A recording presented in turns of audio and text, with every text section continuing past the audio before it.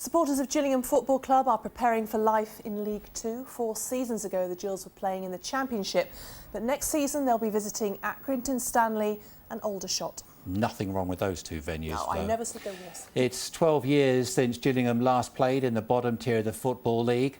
Earlier today, I spoke to Chairman Paul Scally, who's in Dubai, and I asked him how much it's going to cost the club to go down. Well, the financial front isn't actually too bad, Jeff. I mean, there's not a lot of difference on income streams between League Two and League One. For us, though, it's very frustrating, of course, because we were actually getting together a side, or have been getting together a side, that's actually doing quite well. And we'd like to have started next season having a real go from League One, but that's not going to be the case now, of course. It's known that you're in debt. Any danger of the club going to administration? It's not a healthy position to be in, is it?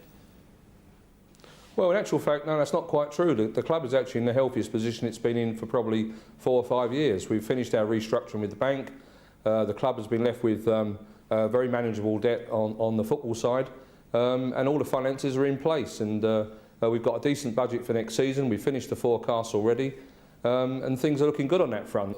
One of the criticisms I know has been thrown at you is that, let me quote this, you've got a conference manager and conference players. Does that augur well for the future?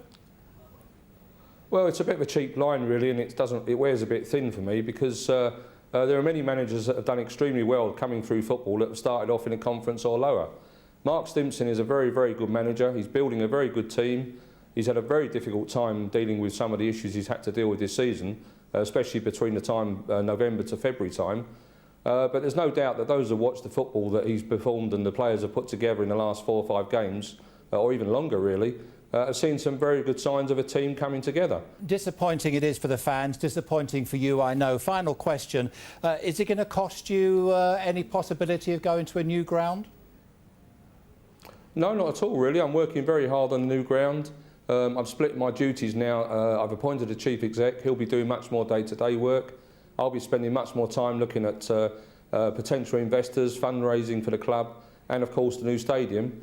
And I'm going to be spending a lot of time doing that in the next year. And it's very, very important that we achieve a new stadium. Whichever division we're in, the facts speak for themselves. Our long-term future isn't at Priestfield, and we fully intend to achieve both goals, get the club back into League One and then the Championship, and build a new stadium.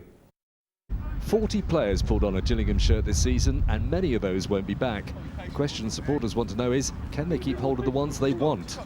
We'll see who wants to play for Gillingham Football Club. Again, it happened to me once as a player, and what you want to do if you get relegated, you want to get straight back up. And, you know, the word payback, bounce back, whatever you want to call it, also loyalty comes into play now. Over 38,000 supporters watched the Gills at Leeds last Saturday. There will be games next season when only 3,000 turn up. Supporters will be hoping, though, that scenes like this don't just become a distant memory. Neil Bell, BBC South East Today.